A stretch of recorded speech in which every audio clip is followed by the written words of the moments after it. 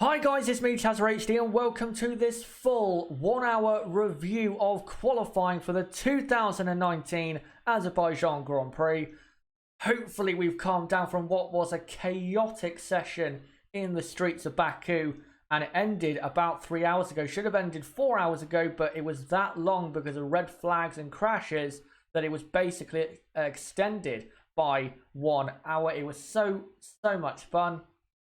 And tonight, we're going to review exactly what happened, how it all happened, and how the teams and drivers are looking going into tomorrow's Grand Prix. Just want to say though, hopefully you guys who are watching are doing well, no matter where you're on the world right now. For me, it's a Saturday night, just gone 7 p.m. At night in the UK. And yeah, no matter where you're on the world, hopefully you're having a good Saturday, whether it's night, afternoon, or morning. But now let's get into this review of qualifying, and I'm first going to start off with the results. And if you don't know the results, well, I'm about to reveal it to you.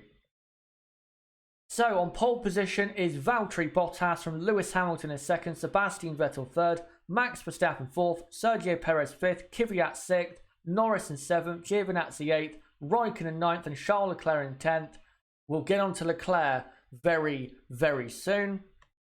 And then your bottom 10 is Sainz 11th, Ricciardo 12th, Albon 13th, Magnussen 14th, Gasly 15th, Stroll 16th, Grosjean 17th, sorry about my throat there, Hulkenberg 18th, Russell 19th, and Kubica in 20th. So those are your results for qualifying here today. It was very exciting. Haven't seen the qualifying watch along, make sure you do. The link to it is below in the description, so make sure you go to that and go and re-watch my live reaction with you guys to what happened in qualifying. But those are the results, and now let's go on to the top teams, and we'll start of course at the very top and start with Mercedes, who have done it once again. Going into qualifying, we all thought that they didn't have the pace, that they were going to struggle compared to Ferrari, and look what they go and do. They go and get a 1-2 finish like they normally do. Valtteri Bottas, I have to say, we'll start off with him. Fantastic session. If you look actually through Q1, Q2 and Q3, he was consistently faster than Lewis Hamilton. So you have to say, even though Hamilton did make an error on his final lap, Bottas really did deserve to get pole position because he was so quick today. Didn't really have any pace yesterday on Friday, but today he was very quick. The Mercedes car, when it mattered, was very quick, and it's great to see Valtteri Bottas get onto pole position for the second race in a row. And this is what Valtteri Bottas had to say after taking his second consecutive pole position. He said, "It's a nice feeling to get it on the last lap. Ferrari have been really quick. It's all about the small margins. I managed to hit the sweet spot," and he did. He pulled out a great final attempt in his Mercedes car. And again, because he was, you have to say, consistently faster than Hamilton through qualifying, except for the first run in Q1, he did deserve to get pole position. He really did. And it is great to see Valtteri continuing to take the fight to Lewis Hamilton. It's great to see that, and hopefully that continues tomorrow. But these are the key stats from Bottas's pole. So that's his first pole position in Baku, his second pole position in a row, and also the team's third pole position in Baku. They had pole here in 2016 with Nico Rosberg. Lewis Hamilton got pole here in 2017. And of course today is pole number 3. So great for Mercedes, especially at a track where I don't think they were expecting to lock out the front row. So great there for Bottas, and also great for Lewis Hamilton. You have to say though, he just didn't have enough speed to get pole through qualifying. Baku has never really been a strong track for Lewis Hamilton. It's been kind of hit and miss for the guy. He's not always that quick around this track, so it's not a massive surprise that he's not on pole. Bottas does tend to be good at this track. I think Valtteri last year was pretty much equal in terms of speed against Lewis Hamilton. So I think not really a surprise Hamilton has finished second based on his history at Baku. But I think for him, considering that I still don't think that Lewis Hamilton considers Valtteri Bottas to be his main competitor, I think he'll be happy with this, and he'll be very happy that his team have gone out there and got a result that did not seem very likely going into qualifying after practice, especially after practice 3, where in practice 3 they're over a second slower than Ferrari. So I think he'll be moderately happy still, and he'll know going into tomorrow's Grand Prix that he really should, if he can be consistent over the 51 laps, he really should go on to win the Grand Prix, because he is, you have to say, the best driver in Formula 1, but today was not the best driver out there in qualifying in Baku. And this is what he had to say after missing out on pole. He said, "It's been so tight between us all this weekend, but Valtteri did a terrific job today. Ferrari have been so quick here, so this front row lockout is a massive result for us." Absolutely agreed. This result could, if they can carry out the same result tomorrow, it could put Ferrari and their championship hopes completely away in the coffin. It really could, because if they were to get a 4th consecutive 1-2 finish, I don't see how Ferrari can possibly respond in the championship. So I think they're very happy as a team that they've gone out there and got the 1-2 in qualifying. Whether they'll get it in the Grand Prix, I don't know yet. I think they will have a tough Grand Prix ahead. But they've set themselves up so nicely for another race win. Maybe another 1-2. But let's see what goes down tomorrow in Baku in what is probably going to be another chaotic Grand Prix in Azerbaijan. But now let me move on to Ferrari, who again have completely bottled it. Let's start off with Sebastian Vettel, who didn't really have that good of a session. He was never really up there, in first or second during qualifying. Ended up qualifying in 3rd. And I think if you look at the fastest sectors, it pretty much confirms what we thought of Ferrari compared to Mercedes coming out of China. They have the power, but they don't have the grip. Because in the final sector, I think Ferrari had the fastest final sector out of anyone. Or they were definitely, I think Vettel was definitely faster than Bottas in the final sector. And they were fast as a team. Very, very fast in the final sector. But in the middle sector, and even in the first sector, they just weren't quick enough where it mattered. And again, just like Shanghai, in the corners, the slow corners, that deficiency came back to bite them. So I think the issues Ferrari have not been made worse by their upgrades, but I think it's clear to see where they're struggling now and where they are doing well. They have the power again, but the grip just isn't quite there like it is with the Mercedes car. But yeah, Ferrari have completely bottled it. Vettel in 3rd. Should have been better as a team. And this is what Sebastian had to say after qualifying had finished. He said the session was long, so it was difficult to find the right balance. We were expecting to do better. I think that's pretty obvious. They were expecting to do better. They were expecting to at least get pole position, if not the front row. And they've ended up with 3rd and, well, in qualifying, 3rd and 10th. But they're going to start the Grand Prix 3rd and 9th because of Antonio Giovinazzi's penalty. So disappointing for Ferrari. And as the title says right there on this graphic, Ferrari below it yet again. But talking of blowing it, I have to say, even though I like the guy, Charles Leclerc blew it hard today. He absolutely bottled it. He was, all weekend, the fastest driver at Ferrari. Very, very quick. He looked as though he was the best driver around this track all weekend. And then, halfway through Q2, whilst pushing on a qualifying lap, he piled into the barrier at the castle section because he was pushing too hard. And I think he was so confident in his own ability that his crash was caused by overconfidence, because he locked up the inside front and thought he could get away with it and still turn in and make it and be absolutely fine.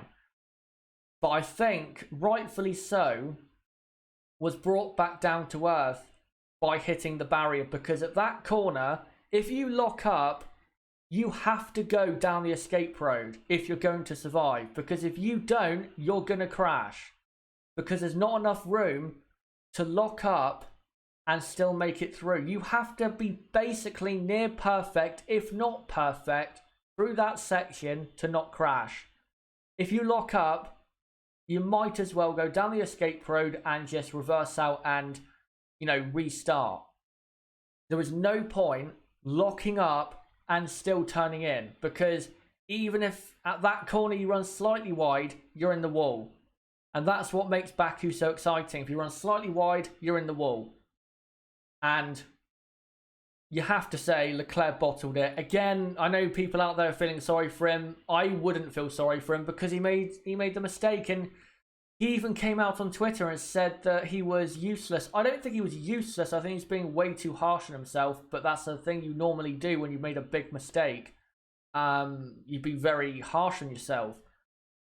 But it's nice to see that he's not making excuses and he knows that he made a critical error. But I don't think we should really feel sorry for him, because it was pretty obvious what he should have done instead. I think, again, it was an overconfident move to turn in whilst have a locked tyre and think you're going to get through without having an accident. But there you go. Charles Leclerc having his accident, and will now start P9 for the Azerbaijan Grand Prix when he was expecting to be P1 or even P2 at worst. So, disaster for Leclerc. I will say though, given how Baku normally is, don't be surprised if Charles Leclerc is still on the podium on Sunday. Because you have to remember three things. One, he is very good at this track. Two, he does have a fast enough car to be on the podium. And three, he is starting on the medium compound tyres. And that is going to be most likely the best tyre to start on for the first stint of the Grand Prix. So he should be in a good position as long as he doesn't get caught up in accidents or get held up in traffic. So as long as that doesn't happen and he can make a good start and get going with his tyres and his fast pace in the car, he can still get a podium. But when it comes to a race win, he's going to need chaos. He's going to need chaos. He's going to need 2 or 3 safety cars if he's going to win. He's going to need Hamilton and Bottas to come to blows, or Vettel and Hamilton to come to blows, or something like that. He's going to need a lot if he wants to win the 2019 Azerbaijan Grand Prix. And if he doesn't win the Grand Prix tomorrow, which I don't think he will, he can only have himself to blame, I'm afraid. But there you go. That's the harsh world of Formula 1. But now let's move on to Red Bull, who I thought did the best they could. Max Verstappen qualified in 4th. He would have been 5th if Leclerc didn't make his mistake, but that's what you got to do, capitalise on other people's mistakes, and he did, qualified P4. That's a good starting position for him, and I think Max Verstappen maybe not could be seriously competing for the podium, but I don't think he'll be that far off the pace. I think Verstappen will be there definitely to race someone out of either the 2 Ferrari or Mercedes drivers. So I think Verstappen's looking good for tomorrow's Grand Prix, and hopefully Max can do what he has done so far in 2019, and that is just give everything he does have and get the best result out of the Red Bull car. That's what he has done in 2019. The results he has got have been the best that he could have got out of the Red Bull car. So if he does that tomorrow, if there is chaos, you never know, maybe could get a podium. And, well, we'll see. But I think a good qualifying there for Max Verstappen. Yeah, Gasly did Q1, but then did not do Q2 because, of course, he's starting from the pit lane because he missed the weighbridge at the end of practice 2. So qualifying was always going to be a dead rubber for Pierre Gasly. But for Red Bull, they weren't, you know, incredible or anything like that. But I think qualifying was as good pace-wise as they were hoping for. I don't think, you know, realistically, they could have hoped for, you know, a third or a second. I mean, they did have second at one point in the order, but realistically, Bottas and Vettel were always going to go faster because their cars are better suited to this track. So I think pace-wise, Red Bull did the best job they could, and that's all we can ask of them. Do the best job they can. Something Ferrari, of course, do not do. But those are the top teams. And before I go on to the midfield, guys, right now in the live chat and the comment section, let me know what you thought of the top teams' performances in qualifying for Mercedes. What do you think of them coming out at the very end of the session and doing what they did, as usual? For Ferrari, what did you think of them bottling qualifying? And that's the only word you can use, bottle, because that's what they did. They bottled qualifying so hard from a team and driver perspective, in my opinion. And for Red Bull, yeah, give some comments about them. What do you think about their qualifying? Could it have been better with Max Verstappen, or did they do the best job they could? Let me know right now, guys, in the live chat and in the comment section. And I will read out the best comments I can find before I go on to the midfield. So make sure, yeah, to make sure to put your comments in the live chat, and I'll get reading them very, very soon. Just to say, though, don't forget to subscribe for more content like this, as I will be doing a race review tomorrow around 6 p.m. UK time. And, of course, I will be doing the race watch along from 10 past 12 p.m. UK time. And then, yeah, we'll be going from 10 past 12 p.m. UK time till about, what, 3:30ish p.m. UK time. We'll be live for about 3.5 hours tomorrow. So make sure, guys, to come along to that. Don't forget to subscribe for that content. Bottom right of the screen, you can do it right there. Or go to my homepage, subscribe, and hit the notifications bell for that content that is coming up. But before I get on to reading your comments in the live chat, I'll just have a quick drink and clear my throat, and then we'll get to reading your comments for the next 5 minutes or so.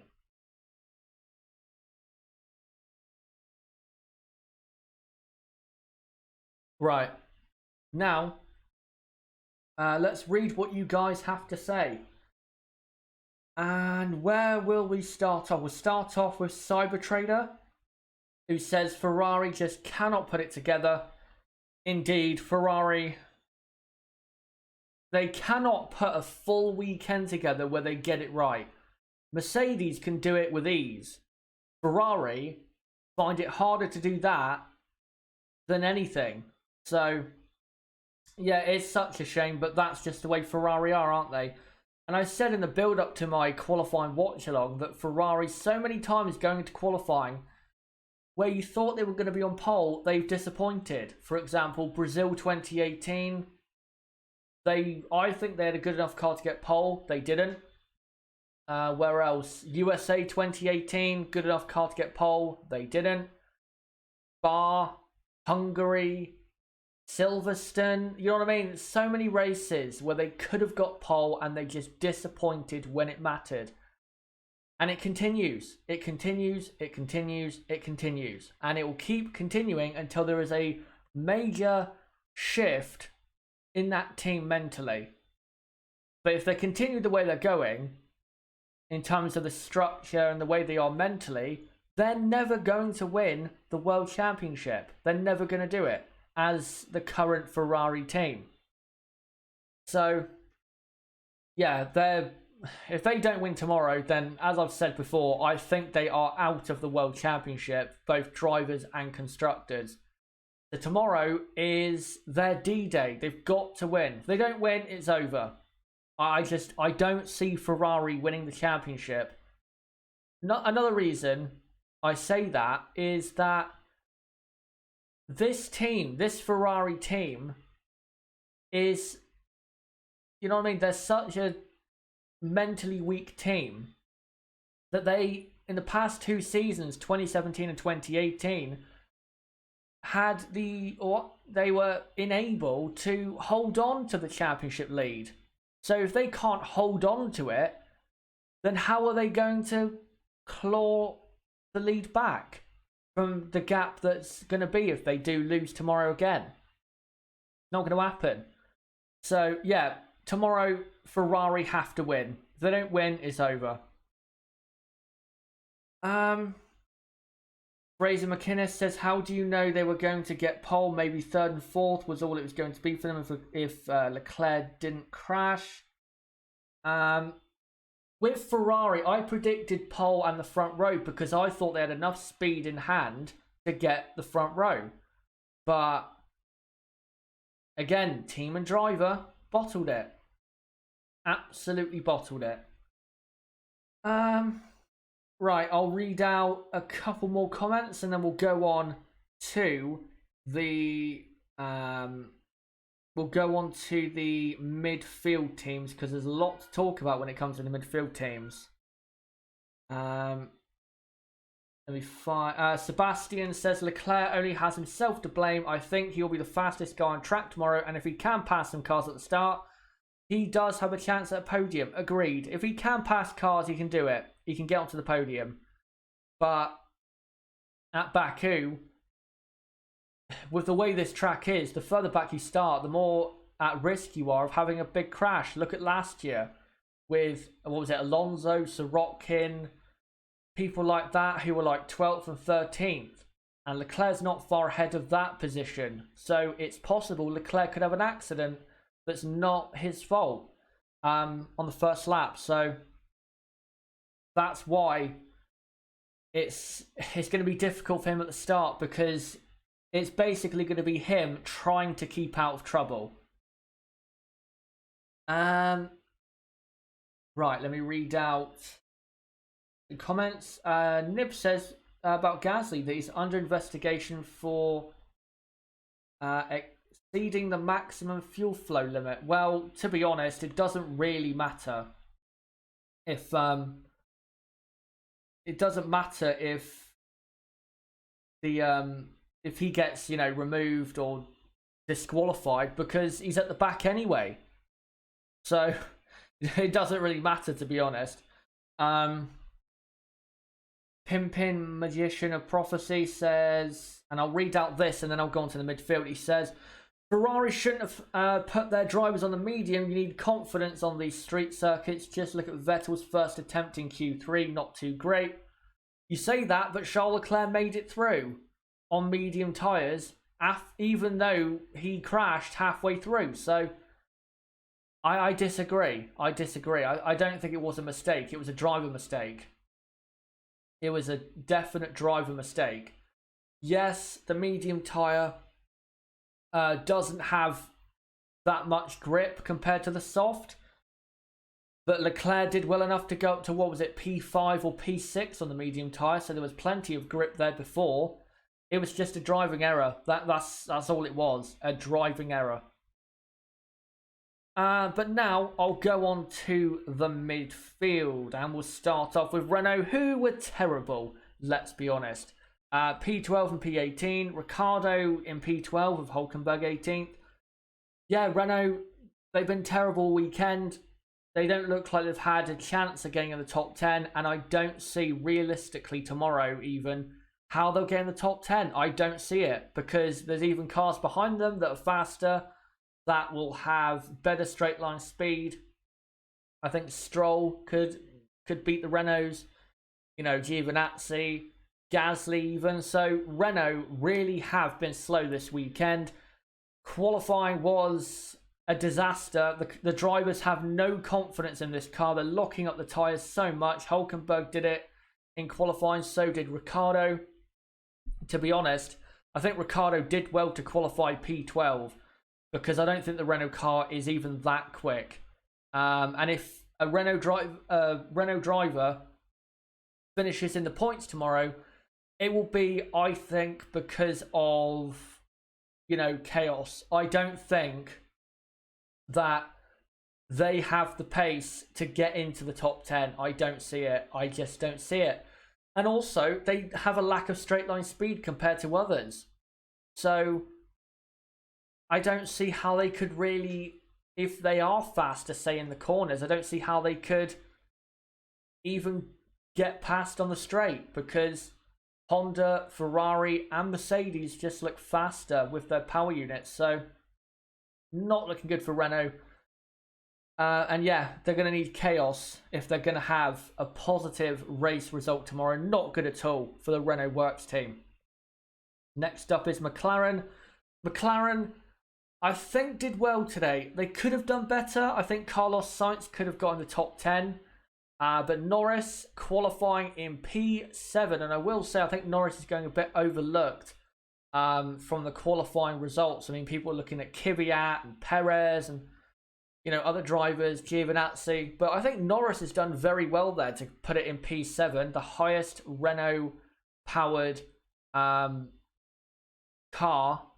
So I think he's done very well there. And by the way, talking of Renault, it just shows you how poor their car is, because they've been out-qualified by both McLarens, who use their power unit. So it's, you know, it's a disaster for Renault, but for McLaren, looking a lot better. I think McLaren will score points tomorrow. I don't know how many, but I'm going to say this. I think it's basically a guarantee. I think McLaren have the car to score points. All they got to do, really, is avoid trouble at the first corner or in the first lap. They do that and have an okay enough start, even if they lose a position or two, I think they will finish in the points, because I think the McLaren car is quick enough to do so. I think it is. So, looking good for McLaren. Let's hope they can get the result tomorrow. Say, if they could finish, say, 7th with Norris, but if, you know, Carlos Sainz got up to 9th or 10th, then I think that'd be a positive Grand Prix for McLaren, so hopefully they can have that. Next up, Alfa Romeo. Alfa Romeo, I think, had today their best day of 2019 so far, qualifying 8th and 9th. Giovinazzi ahead of Raikkonen, very surprising, but I have to say, well done to Antonio Giovinazzi. I have criticised the guy. I still will when he doesn't perform, but I have to say, today, very, very good and deserves the plaudits, even though he will start down in 18th because of a 10-place grid penalty for a new control electronics. So that is a bit disappointing for him, but at least he does have the speed. So, you know, he could come through later on in the Grand Prix and maybe nick a point. Who knows? That'd be great for Alfa if he could. Kimi Raikkonen, yeah, disappointing. He was out-qualified by his teammate, but he's going to start in 8th for the Grand Prix, and I think Kimi is satisfied with that. And as long as Kimi Raikkonen stays out of trouble and capitalizes on other people's misfortune or errors, I think Kimi could finish in 5th or 6th tomorrow. I honestly think that. So, looking good for Alfa. Hopefully that continues on race day. Next up is Haas. Haas had no pace whatsoever, 14th and 17th. This team is going backwards in a hurry. Bahrain, both cars in the top 10, no points because their race pace was terrible. Shanghai, both cars in the top 10, but on the edges of the top 10.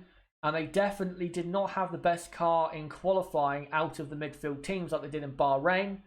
Then in the race, they finished in 11th and 13th, I think. Again, no points. And then today in qualifying, 14th and 17th. And I think the issue that's caused that is, again, tyres. The tyres for them were too cold and they couldn't get them working at the right operating temperature. So, disappointing for Haas. And to be honest, I think they don't really stand a chance of points. I don't think their car's that quick. And it might sound disrespectful, but I don't care. If there's chaos tomorrow, it's probably going to be these two drivers, K-Mag and Grosjean, at the middle of it. Because they, most of the time tend to be. So, not looking good for Haas. And I think they really do need a desperately big upgrade at Barcelona that puts them back where they really need to be if they're going to compete for 4th in the Constructors. Because right now, they're falling back at an alarming rate and they could end up pretty soon falling quite a bit behind teams like Toro Rosso and McLaren. So Haas have got to get to work very soon. And if that Barcelona upgrade for them does not work, I think Haas are in for a very difficult 2019. So not looking good for them. Not really a surprise though after what has been a bit of a disaster in the last couple of races. Next up, Toro Rosso. For Kvyat, I have to say, big well done to Danny Kvyat. I think he has proven a lot of people wrong with that qualifying position today. P6, fantastic. That's exactly what he needs to do in that Toro Rosso to get the best result he can. And I think he's looking in for a good Grand Prix tomorrow, as long as he does not transform into his alter ego, the Torpedo. So as long as he doesn't do that, then he should be in the points. I don't know where, but he should be in the points. I will say, though, I think Albon was disappointing. I've noticed this with Albon, is that when it comes to qualifying, he just can't put it all together when it's most needed.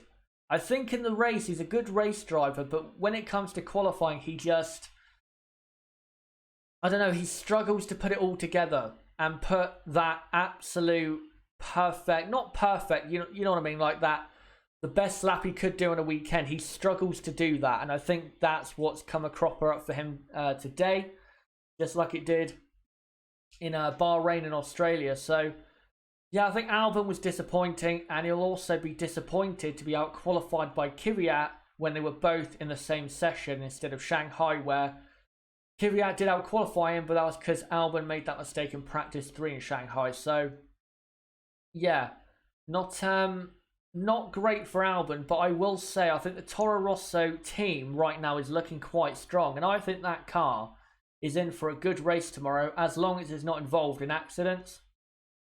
And if they can avoid that stuff, I think Toro Rosso should aim for, say, P8, and any higher than that is a bonus. But I say P8 is a realistic area for them to aim for a good points finish, because Leclerc's going to come through the field, Gasly might come through the field.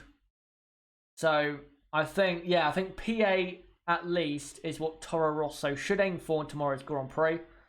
We'll move on from them and go on to Racing Point and Sergio Perez, who for me was the driver of the day in qualifying in P5.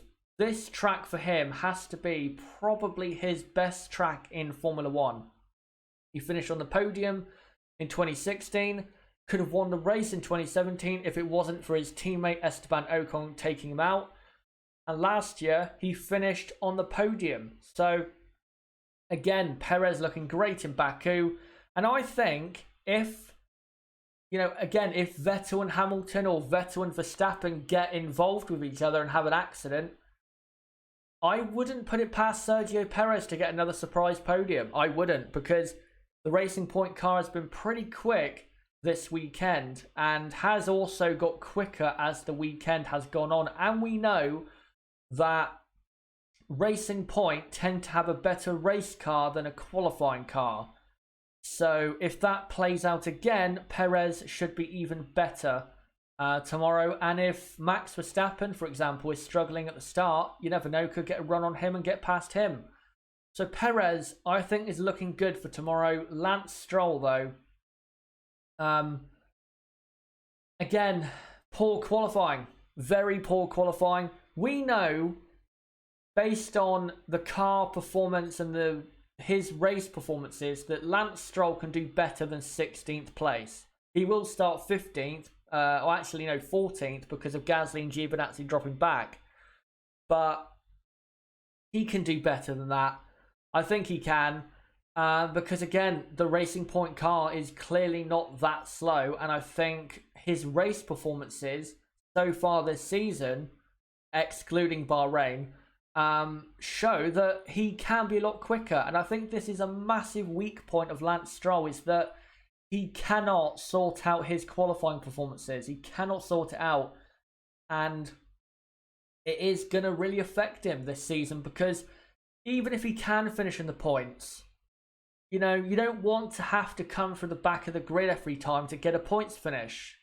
He should be getting near his teammate, and you have to say was miles behind his teammate today.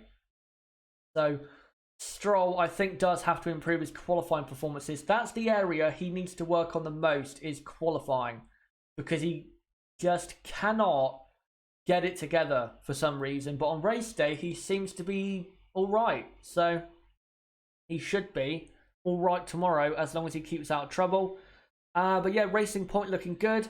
And I think if they finish where they've qualified today, even though they want Stroll, of course, to be higher, if they were to get Perez a P5 finish and that's it for them, I think they'd be very happy, considering where their midfield rivals are on the grid. You know, Alpha down in 8th and 18th, and then McLaren not too far behind, but definitely not as quick, and, you know, Renault a bit behind. So yeah, Racing Point should really aim to finish where they've qualified at the very least, in terms of the amount of points that they could score. And finally is Williams, who are of course crap. But that is your review of qualifying. But before I go, guys, let me know in the live chat and the comment section, what did you think of the midfield team's performances in qualifying? Let me know, from Renault all the way down to Racing Point. Forget Williams, no one cares about Williams. So yeah, let me know what you thought of the midfield teams, and I'll read out as many comments as I can for the next 5 minutes or so in the live chat. But as ever, to keep my throat from dying, let me have a quick drink and clear my throat, and then I'll be back at it, reading out your comments and seeing what you guys have to say as we come to now the end of this stream.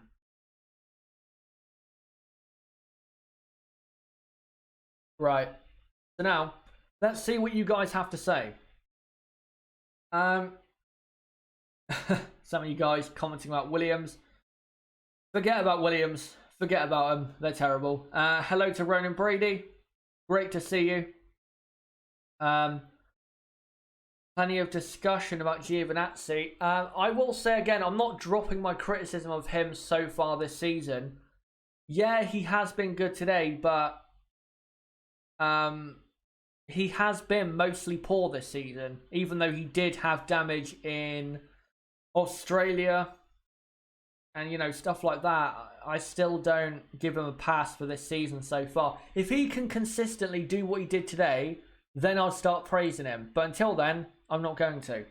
But today, I'll say, great performance. Great performance. But if you're going to survive in Formula 1, you've got to do that on a consistent basis. You can't be consistently crap. You've got to be consistently good. So as long as he is consistently good, and like he is today, then he'll be fine. But he hasn't been like that in 2019. Simon Cragland says Kimi had very cold tyres in Q3. No surprise. I think everyone did, to be honest. Yeah, there you go. Thomas Hill says my driver of the day is the recovery vehicle driver. Ronan Brady says Norris was impressive, also Giovinazzi. Simon Troop says Perez could get a podium. I think he could. I don't think his chances are 0. I think he could get a podium.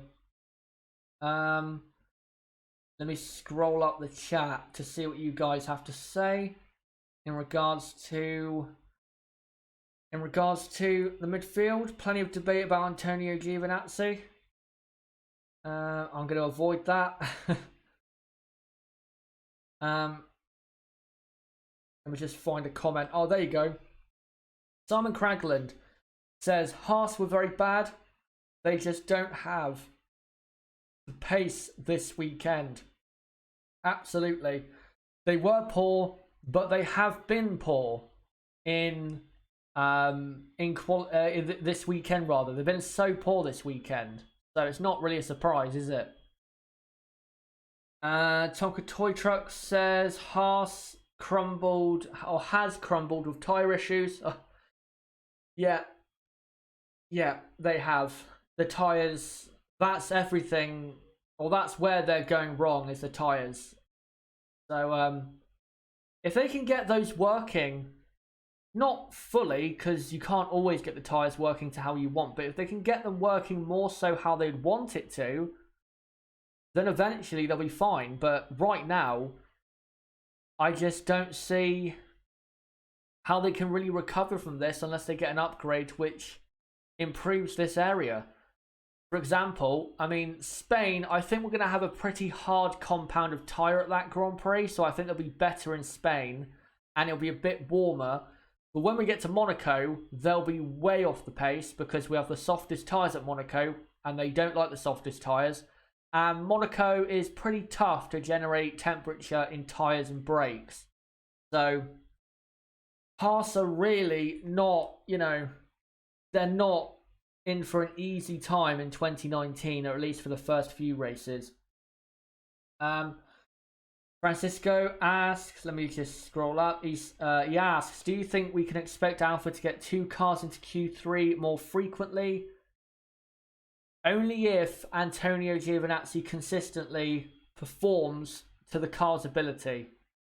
If he can, then, to be honest, if he can, then I think Alfa Romeo could finish 4th in the Constructors. And if Kimi Raikkonen was to get, say, a P5 or a P6 tomorrow, I would honestly make Alfa Romeo the favourites to get 4th in the Constructors. Because this season, they've been probably the best midfield team because they've been the most consistent out of those midfield teams.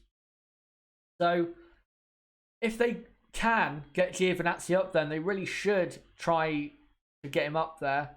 But also Antonio has to step up his performance on a consistent basis.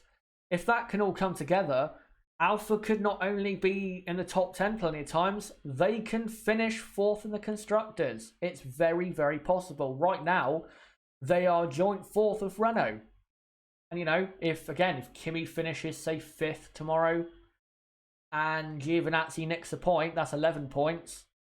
Renault might not score a point. Alpha could be not away and gone, but clearly leading that midfield battle.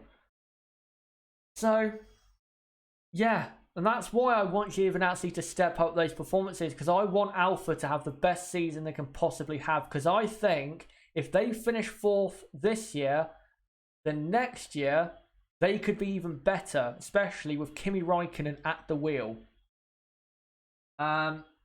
Sebastian says, I don't get the safety car line in Baku in F2. They left it so late and made it not as enjoyable. Well, if you don't know, Sebastian, for 2019, and it's a new rule, but it's also a rule that used to be enforced. Now, you cannot overtake until the start-finish line, not until the safety car line. So that's why they were waiting so long, because you can't overtake until the start-finish line. So if we get a safety car tomorrow, expect chaos on that pit straight, trying to get a run without passing people. Mac G asks, how many stops tomorrow? 1. It will only be more than that if there's a safety car and you can make a stop without losing position, or you need to pit because of a new front wing or because you have a damaged tyre or something like that. Right, I'm going to read out one more comment and then we'll come to the end of this review of qualifying. By the way, hello to JB, who says, what qualifying session? Right, I'll find one more comment here. Let me just see if I can find a good one. And you know what? I'll end on Thomas Hill's comment. He says, with Leclerc and Gasly down the order and with all the usual chaos, I wouldn't be surprised if we could have 2 midfield drivers on the podium. Best bets, Raikkonen and Perez. I'm going to say it now. I think there is a 15 to 20% chance of a midfield car on the podium. I'm not going to go any higher than that, and that's me being generous. But I think there is definitely a chance of it happening. There's definitely a chance. Hopefully it does. Be great to see. But there you go, guys. That is the review of qualifying here tonight of the 2019 Azerbaijan Grand Prix qualifying session. Great to have you guys along. Thank you for coming along, being involved as always. If you are new to the channel, don't forget to subscribe for more content like this. As again, I will be live at 10 past 12 p.m. UK time for the race watch along. By the way, Nib will be along for that. He will join the race watch along around the time we get into the predictions, so like 15 minutes before the race starts. So he will be along for that as well. So don't forget to come along to that and hit the notifications bell for that stream and subscribe as always. And also, I will be live, if the race isn't too long, and I don't think it will be, I will be live around 6 p.m. UK time tomorrow evening for a full review of the Grand Prix. So make sure, again, to subscribe and hit the notifications bell for that. You can subscribe by doing it on the bottom right of the screen, or click on my channel name, go to the homepage and subscribe and hit the notifications bell for more content like this. Also, make sure to hit the like button and comment down below what you thought of this video and what you thought of qualifying in Baku and what your thoughts going into the race tomorrow. Also, don't forget to join the Discord server, link below in the description. That is the best place for notifications of my videos and streams, as long as you are active in the Discord server. And also, it's the hardcore Chazza HDL1 community, so hopefully you can join that. Link below in the description. The link, I believe, is third from bottom. Also, follow me on Twitter at Chaz6110 to keep up to date with me and the channel. And check out my website, chazzahd.com, for more content like this. But guys, until the race watch along starting at 10 past 12 p.m. UK time tomorrow for the 2019 Azerbaijan Grand Prix, until then, guys, it has been me, Chazza HD. Goodbye.